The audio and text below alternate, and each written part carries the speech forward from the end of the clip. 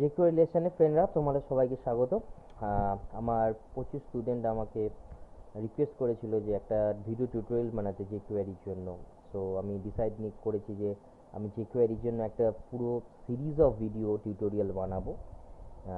তার প্রথম ভিডিও এটা এটা বলা যায় হচ্ছে জিরো লেভেল বেসিক লেভেল একটা ভিডিও, যেখানে আমি গ্যালারিগুলোকে আমার লাইব্রেরিগুলোকে আমি অ্যাড করা শেখাবো এবং খুব খুব খুব খুব jQuery ফাংশনসগুলোকে ইনিশিয়ালাইজেশন শেখাবো এবং খুব একটা ছোট একটা ইউজ দেখাবো jQuery। সো শুরু করা যাক বন্ধুরা। আজকে ফার্স্টে আমি একটা এইচটিএমএল ফাইল আমি বানিয়ে রেখেছি প্রথম থেকেই। দেখতেই পাচ্ছ মাই ক্লাস বলে একটা আমি একটা র্যাম্পের মধ্যে একটা ওয়েবসাইট বানিয়েছি। তার মধ্যে আমি একটা index.html ফাইল নিয়েছি এবং index.html ফাইলটাই এখানে শো করছে। সেই ফাইলটা তোমাকে ডিমো এবারে আমি দেখাই। খুব ছোট্ট কিছু কোড নেই, একটা h1 ট্যাগের মধ্যে লেখা আছে মাই লেসন ইন jQuery এবং একটা ডিভ দেওয়া আছে। ডিভের মধ্যে কিছু ইনলাইন সিএসএস দেওয়া আছে জাস্ট এইটাকে শো করানোর জন্য। তুমি দেখতেই পাচ্ছ হাইট উইথ দিয়েছি খালি ডিভের এবং একটা বর্ডার দেওয়া আছে, আর কিছু নেই।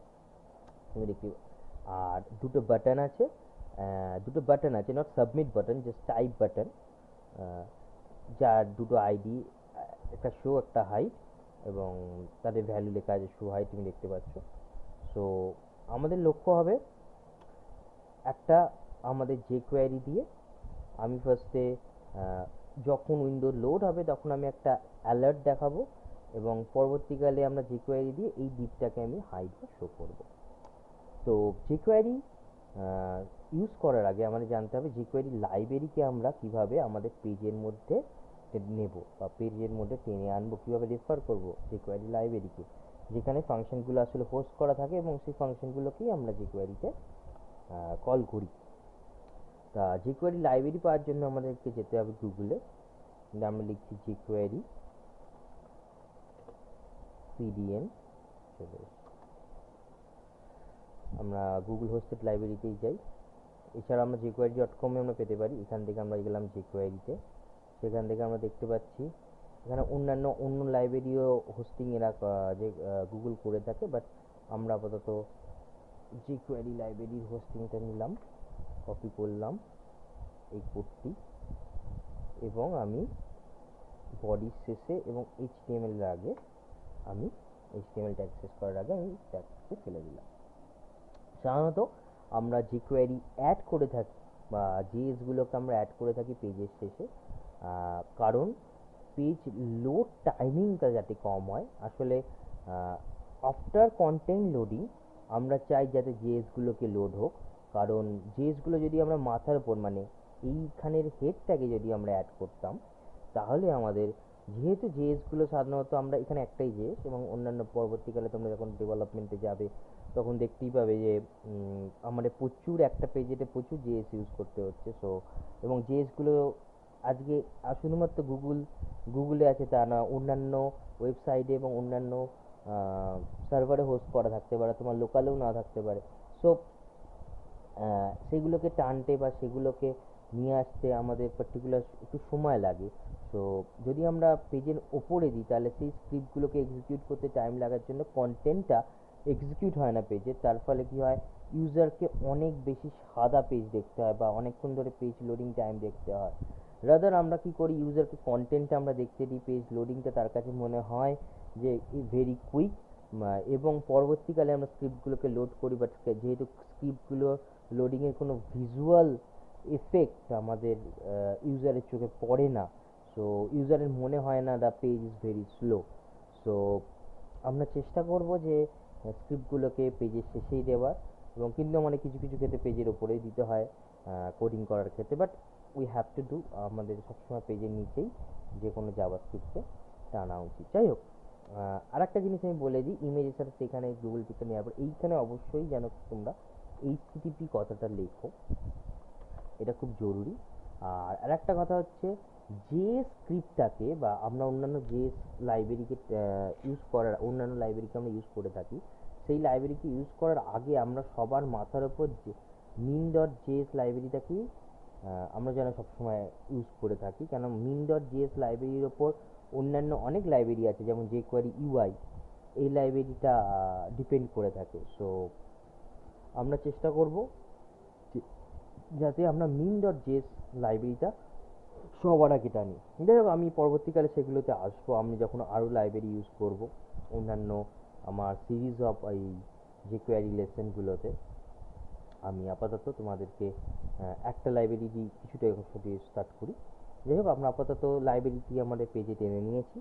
আমাদের পরের কাজ হলো লাইব্রেরির ফাংশনগুলোকে ইউজ করে আমরা যেটা করতে চলেছি সেটাকে করা। আমাদের প্রথম টাস্ক হচ্ছে আমাদের পেজ লোডে আমরা একটা অ্যালার্ট দেখাবো বা একটা লেখা দেখাবো বা অ্যালার্ট শুরু করা যায়। তা আমাদের পেজ jQuery লিখতে কি করে হয়, প্রথমে আসি। jQuery লেখা হয় সাধারণত if ট্যাগের মধ্যে।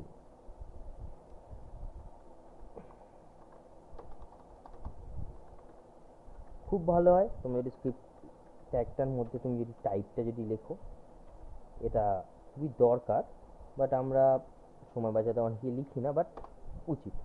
যাই হোক, এইবার আমরা কি করে লিখবো। সাধারণত যে কোনো jQuery ফাংশন কলিং বা jQuery আমরা ডলার দিয়ে শুরু হতে দেখি। ডলারটি আমাদের jQueryতে খুব প্রচণ্ডভাবে ইউজ হয়। তো আমরা ডলার দিয়ে যে কথাটা লিখি সেটা হচ্ছে একটা অবজেক্ট। এইখানে ডকুমেন্ট মানে অবজেক্ট কি, সাধারণত অবজেক্ট মানে হচ্ছে এখানে হতে পারে তোমার ডকুমেন্টটা, তোমার উইন্ডো মানে তোমার উইন্ডো স্ক্রিনটা, মেবি তোমার HTML এর যে কোনো element, maybe that is h1, maybe it's a div, maybe it's a body, maybe it's a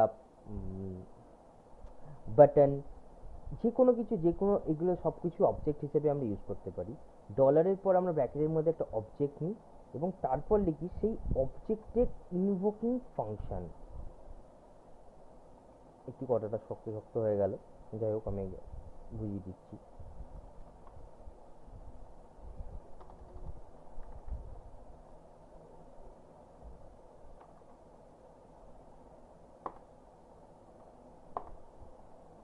একটা function dollar document dot ready. আসলে আমরা চাইছি কি, আমরা চাইছি আমাদের ডকুমেন্টটা যখন লোড হবে, আমাদের ডকুমেন্টটা লোড হবে মানে হচ্ছে আমাদের পেজটা যখন লোড হবে, আমি চাইছি ডলার ডকুমেন্ট এই অবজেক্টটা, আমি এরপর ডট দিয়ে আমি অ্যাকচুয়ালি একটা তার ইভেন্টকে কল করলাম। মানে ডকুমেন্টটা যখন এই রেডি হবে, মানে এই রেডি ইভেন্টকে কল করে, রেডি কখন সে রেডি হবে, যখন পুরোপুরি লোড হয়ে যাবে তখনই সে রেডি ইভেন্টকে কল করবে। সেই রেডি ইভেন্ট হয়ে যাবে বা রেডি ইভেন্টকে কল করবে, তখন আমি একটা পার্টিকুলার কোডকে এক্সিকিউট করব। তাহলে আমি যে পার্টিকুলার কোডটাকে এক্সিকিউট করতে চাই সেটাকে আমাদেরকে লিখতে হবে এই রেডির ব্র্যাকেটের মধ্যে। তাহলে আমি পার্টিকুলার কোডটাকে আমরা এর মধ্যে লিখতে পারি ফাংশন। সাধারণত আমরা যে কোনো কোড লিখি ফাংশনের ভেতর, তাহলে আমরা এখানে লিখতে পারি ফাংশন। এর ভেতরে অনেককে আমরা ইউজ করি, আমরা নাও করতে পারি, তাতে কিছু যায় আসে না। ফাংশন এবং ফাংশন শেষ।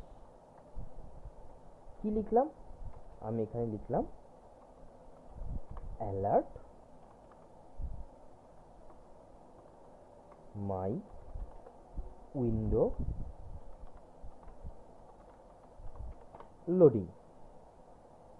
দেখা যাক এটা কীভাবে কাজ করছে।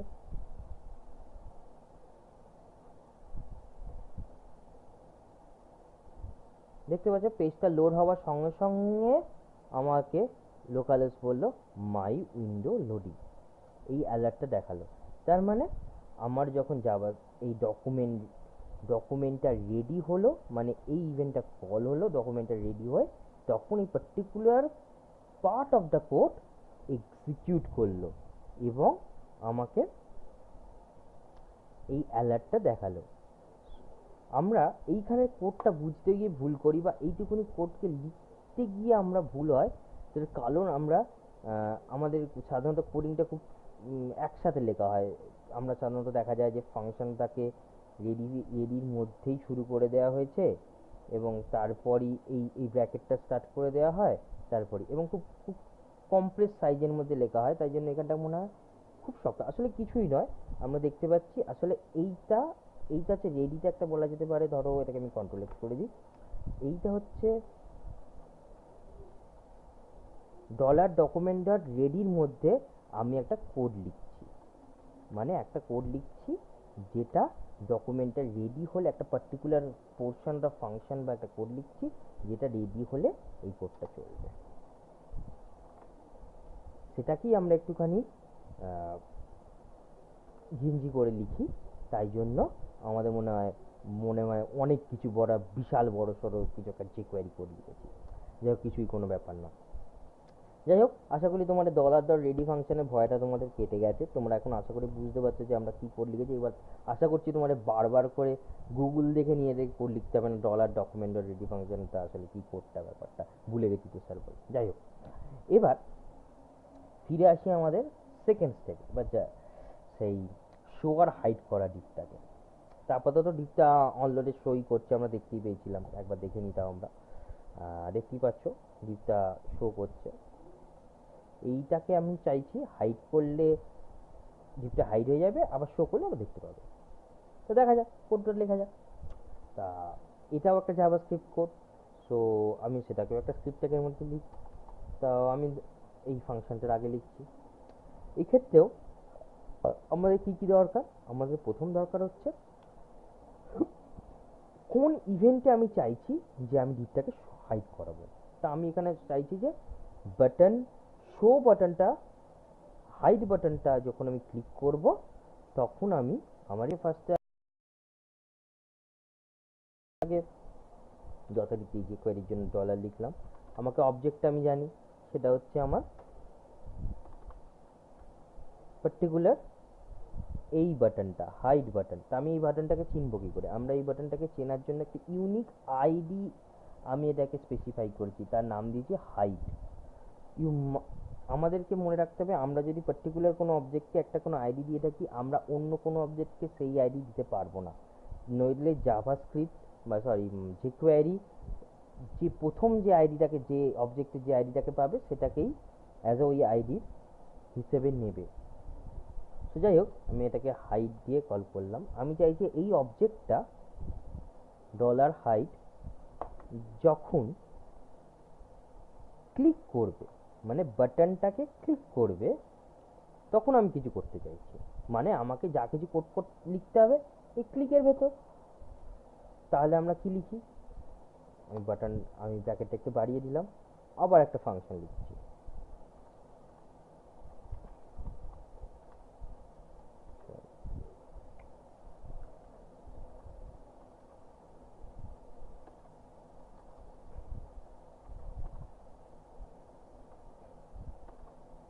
ফাংশনটা কি? আমার পার্টিকুলার এই ডিপটাকে হাইড করতে হবে। তো এই ডিপটাকে চিনব কি করে? এই ডিপটাও আমার কাছে একটা অবজেক্ট, সেটাকেও আমি আইডি দিয়ে চিনেছি। আমি একটা এই ডিপের দেখো নাম দিয়েছি মাই ডিপ, নামটাকে কপি করলাম। ও আরেকটি কথা বলে দিই, আমরা যখনই কোনো আইডিকে আমরা এই সিলেক্টরের মধ্যে লিখবো, এটাকে বাই ডিফল্ট এটাকে সিলেক্টর বলে সাধারণত, যেহেতু এটা দিয়েই আমরা কোনো পার্টিকুলার অবজেক্টকে সিলেক্ট করছি, তাই জন্য it's called also selector. So এই সিলেক্টরের মধ্যে লিখবো তখন আমরা এইটাকে হ্যাশ বলবো। ওকে, তো আমরা মাই ডিপটাকে কি করতে চাইছি? পার্টিকুলার হাইড করতে চাইছি। তো আমরা মাই ডিপের আন্ডারে হাইড ফাংশনকে কল করলাম। সো মাই ডিপ একটা হাইড ফাংশনকে কল করলো। আচ্ছা, আমি এই রকমভাবেই আমি শো ফাংশনটাকে লিখতে পারি। শুধুমাত্র ইনভোকিং অবজেক্টটা হবে হচ্ছে শো, কারণ বাটনটার আইডি দিয়েছি আমি শো। আর অবভিয়াসলি শো ফাংশন ডিপটাকে শো করানোর জন্য। এই হাইড ফাংশন আর শো ফাংশন, এই দুটো ফাংশনই jQuery লাইব্রেরিতে প্রি ডিফাইন্ড আছে। এরা পার্টিকুলারলি একটি পার্টিকুলার, আমি দেখাচ্ছি যে কী কাজ করে, কীভাবে এরা ডিসপ্লে হাইড বা শো করে। এদের কাজটা প্রি ডিফাইন্ড আছে, আমরা জাস্ট এই ফাংশনগুলোকে কাজ করে ইউজটা করছি। এটাই হচ্ছে জাভাস্ক্রিপ্ট বা jQuery লাইব্রেরির পাওয়ার বা এদের ফাংশনের পাওয়ার। জাস্ট এদের ফাংশনগুলোকে আমরা ইউজ করছি। দেখা যাক আমরা কি করে। প্রথমে হাইড করলাম, শো করলাম, হাইড করলাম, শো করলাম। আচ্ছা কী করে হাইড আর শো হচ্ছে দেখা যাক। আমি একটু ফায়ারবাগে যাওয়া যাক। আপাতত তুমি দেখছো যে ডিভের ভেতর ডিসপ্লে ব্লক আছে। যখন আমি হাইড করছি এটা ডিসপ্লেটা নান হয়ে যাচ্ছে। সো আমি যখন হাইড ক্লিক করছি আমার এই হাইড ফাংশনটা ইনভোক হচ্ছে, যেটা jQuery লাইব্রেরিতে প্রি ডিফাইন্ড হিসেবে রয়েছে, এবং সেইটা করছে কি আমি পার্টিকুলার যে মাইডিফকে যেহেতু কল করেছি মাইডিফ আইডি দিয়ে, ও এই সিলেক্টরটাকে থেকে তার ভেতর একটা সিএসএস ইনসার্ট করে দিচ্ছে, দিয়ে এটাকে ডিসপ্লে নান করে দিচ্ছে। এইভাবে পার্টিকুলারলি শোটাও ট্রাই করছে। আমি যখন শো কল করছি ও শো ফাংশনকে কল করছে, শো ফাংশন মাইডিফ দিয়ে যেহেতু শোকে কল করেছি ও মাইডিফ সিলেক্টর দিয়ে কে চিনতে পারছে এবং এর ভিতর ডিসপ্লে ব্লক এন্টার করে দিচ্ছে। সো এইভাবেই প্রি ডিফাইন্ড ফাংশন আছে, কিছু প্রচুর ফাংশনস আছে আমাদের jQuery লাইব্রেরিতে, যেগুলো হেল্প করবে আমাদের প্রচুর কাজেতে। আপাতত খুব ছোট জিনিস দেখালাম, পরের লেসনে আরও অনেক কিছু দেখাবো। Till then, good by.